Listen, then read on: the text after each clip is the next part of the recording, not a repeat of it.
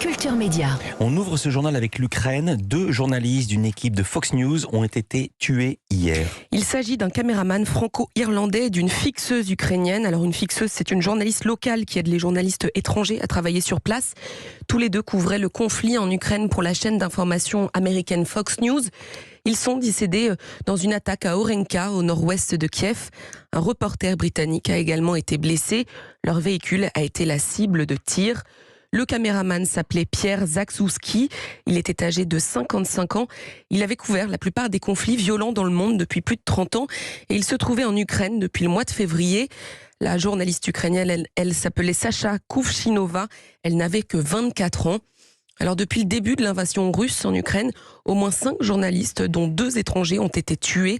Et parmi ces étrangers, on vous en a parlé lundi, un journaliste américain a été tué par balle dimanche dans la banlieue nord-ouest de Kiev. On continue en Ukraine avec des nouvelles de la journaliste russe, journaliste et productrice russe dont on vous parlait hier. Cette femme qui est apparue au journal télévisé russe, et non pas ukrainien, avec une pancarte contre la guerre. Elle a été libérée par les autorités à Moscou. Et oui, Marina Ovsianikova avait fait une éruption spectaculaire en direct dans le journal télévisé le plus regardé de Russie, en brandissant une pancarte contre la propagande et l'opération militaire de Moscou en Ukraine. Ces images ont fait le tour du monde. Quelques minutes après cette interruption de l'antenne, elle avait été arrêtée par les autorités. Mais hier, cette journaliste et productrice a été libérée et condamnée à payer une amende équivalent à 250 € pour, je cite, infraction administrative. Alors cette condamnation ne concerne pas son éruption dans le JT, mais uniquement la vidéo qu'elle avait postée sur les réseaux sociaux avant. On vous en a déjà parlé hier, extrait. Ce qui se passe en Ukraine est un crime et la Russie est l'agresseur. Malheureusement, ces dernières années, je travaille pour Channel One. J'ai relayé la propagande du Kremlin et j'en ai vraiment honte. Honte d'avoir laissé raconter des mensonges sur les écrans de télévision. Allez manifester, n'ayez peur de rien. Ils ne peuvent pas tous nous emprisonner. Donc ces propos sur les réseaux sociaux qu'on vient d'entendre ont valu à la journaliste une amende, vous l'avez dit, mais que risque-t-elle en revanche pour cette fameuse irruption dans le JT ? Eh bien, elle risque encore des poursuites au pénal, passibles de lourdes peines de prison. Dans le cas où elle serait poursuivie pour publication, entre guillemets, d'informations mensongères sur l'armée russe, elle risque jusqu'à 15 ans d'emprisonnement. À sa sortie du tribunal hier après-midi, Marina Ovsianikova a refusé de s'exprimer sur ces possibles poursuites supplémentaires en expliquant qu'elle souhaitait d'abord se reposer. Elle dit avoir été interrogée pendant 14 heures sans possibilité de parler à ses proches ou à ses avocats. Mais devant le tribunal, la journaliste a réitéré ses positions en affirmant, je cite, « Je reste convaincue que la Russie commet un crime et qu'elle est l'agresseur de l'Ukraine ». Fin de citation. Et on revient en France avec beaucoup plus joyeux, la création d'un réseau social consacré à l'art et à la culture. Paco, en 4 lettres, P-A-C-O, c'est le nom de cette nouvelle plateforme qui s'adresse à tous les passionnés de cinéma, de musique, de littérature, de séries ou d'art. L'idée de cette application est simple. Chaque utilisateur peut mettre en avant une œuvre culturelle ou artistique qui l'inspire afin de la faire découvrir aux autres utilisateurs. Arthur Haddad, le cofondateur de Paco, raconte à notre micro d'où lui est venue l'idée de ce réseau social. C'est d'un constat qu'on a fait qu'il existe en fait une grande variété d'œuvres et d'artistes de qualité dans plein de genres, dans plein de sous-genres différents. Mais ces œuvres et ces artistes, en fait, ils sont noyés sous les recommandations standardisées des algorithmes. Et ils sont aussi noyés sous les grosses productions qui sont très, très marketées aujourd'hui. Du coup, que ce soit en musique, en cinéma ou en littérature, c'est assez difficile de s'ouvrir à de nouveaux mouvements culturels, de découvrir des artistes et des œuvres de qualité qui vont sortir un petit peu de ce qu'on connaît. Si on s'est lancé dans cette aventure, c'est aussi et surtout par passion. Parce que nous, les 3 fondateurs, en fait, à la base, on est des passionnés d'art, un peu sous toutes ses formes. Mais on est super curieux d'en découvrir d'autres. Base de données culturelles, posts esthétiques sur des œuvres artistiques et autres fonctionnalités spécifiques. Arthur Haddad nous explique comment Paco se démarque des autres réseaux sociaux.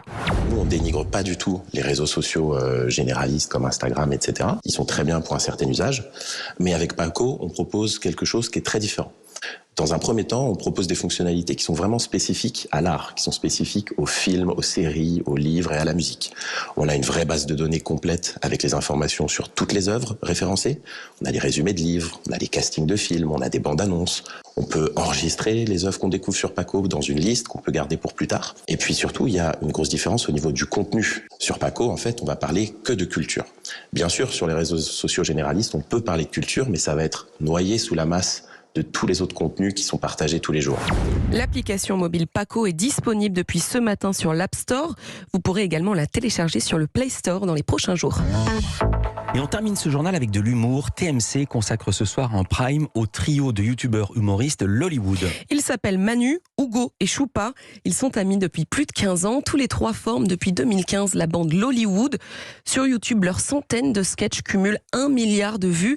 Leur compte est suivi par 3 300 000 abonnés. Après un premier prime consacré à ces youtubeurs diffusé en septembre 2020 et qui avait réuni 624 000 téléspectateurs, TMC propose ce soir l'Hollywood Night 2.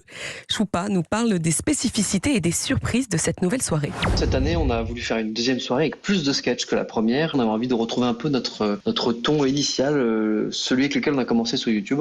Et donc, on s'est encore plus amusé cette année avec une trentaine de sketchs, dont 10 cette année seulement, qui sont le fil rouge et qui est une petite histoire durant laquelle on va aller à la rencontre de stars, parce que notre parrain, Camille Combal, nous a dit que notre audience télé ne suffirait pas s'il n'y avait que nous dans cette émission. Donc avec Hugo et Manu, on va parcourir les bureaux de TF1 en espérant trouver et convaincre des stars de jouer dans nos sketchs. Et à chaque fois, ils auront une bonne excuse pour refuser notre invitation. Alors soit ils vont nous mentir, soit ils vont nous faire du chantage. Donc c'est une petite aventure au sein de TF1 qui nous servira de lien entre nos différents sketchs.